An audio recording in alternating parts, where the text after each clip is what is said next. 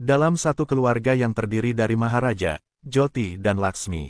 Suatu hari Jyoti pergi untuk berkemah. Ayahnya mempunyai tanggung jawab menjaga Laksmi.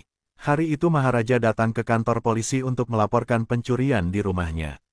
Aku ingin kalian mencari Laksmi. Siapa dia? Istrimu? Bukan. Anakmu? Bukan. Bukan main marahnya polisi saat tahu jika Laksmi yang dimaksud Maharaja adalah tong sampah yang terbuat dari besi.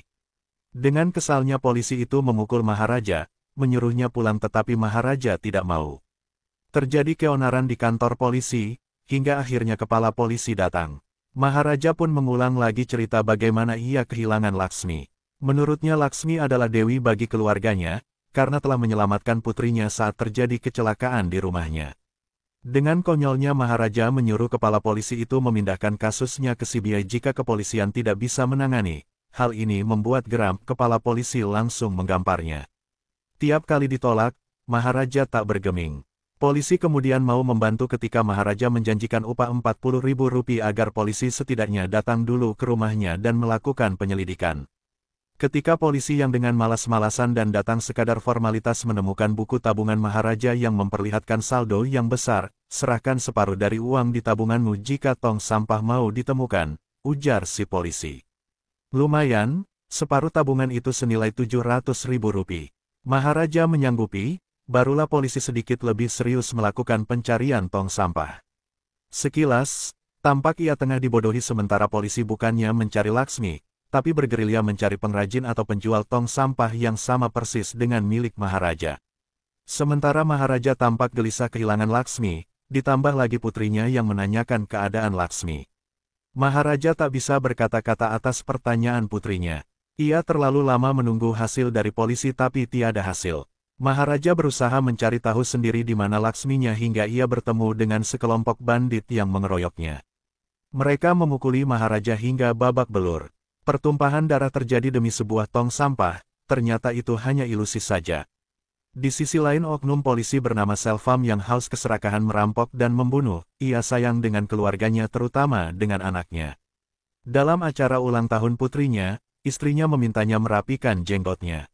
Polisi itu pun menuju kedai cukur Maharaja. Tak sengaja Maharaja mendengar kasus perampokan yang dilakukan olehnya. Keduanya tampak canggung. Selvam merasa cemas karena percakapannya didengar oleh Maharaja. Saat Maharaja hendak mengembalikan kalung yang terjatuh di kedai cukupnya bersamaan itu datangnya polisi. Terjadi adu tembak antar polisi dan asisten Selvam hingga akhirnya meninggal. Maka tertuduhlah Maharaja yang dikira telah melaporkan Selvam. Komplotan antar polisi pun tidak sehat. Polisi yang seharusnya mengayomi malah menjadi diktator. Karena dendamnya terhadap Maharaja, Selvam mendatangi rumahnya berniat membunuh Maharaja tetapi ia tidak menemukannya, malah anaknya Jyoti yang baru pulang dari study tour menjadi sasaran kemarahan Selvam. Jyoti dianiaya dan diperkosa oleh komplotan Selvam. Ketika Maharaja pulang ia mendapati putrinya tak berdaya. Kesedihannya semakin menjadi saat melihat putrinya. Keesokan harinya kepala polisi mendatangi rumah Maharaja untuk menyerahkan tong sampah palsu. Ia pun mengungkapkan jika yang memperkosa putrinya ada pria botak itu. Maharaja pun dengan bengis menghabisinya. Maharaja tak tinggal diam, ia mencari dua orang lainnya dihabisi. Pertengkaran terjadi di sebuah bangunan. Maharaja membunuh semua orang yang menyakiti putrinya. Tibalah Selvam di bangunan itu, Maharaja pun terkaget ternyata yang datang adalah orang yang pernah ia kenal. Pertengkaran keduanya memanas. Tetapi Maharaja tak membunuh Selvam sesuai amanah anaknya Jyoti. Jyoti ingin menemui orang yang telah menyakitinya. Dalam cerita ini sedikit membingungkan karena alurnya maju mundur, 15 tahun silam saat Selvam dipenjara. Ia mendapati bahwa Maharaja mendatangi rumah istri Selvam untuk mengembalikan kalung yang terjatuh. Tak disangka truk itu menabrak rumah Selvam. Semuanya meninggal, kecuali putri Selvam yang terselamatkan berkat Laksmi. Ia pun merawat Jyoti seperti anak kandungnya sendiri. Selvam menyadari jika putri yang dianiaya itu putri karena bekas luka yang ada di lehernya. Ia pun menyesal telah menyakiti putrinya sendiri. Cerita sampai di sini dulu ya. Terima kasih sudah menonton. Jangan lupa subscribe. Terima kasih.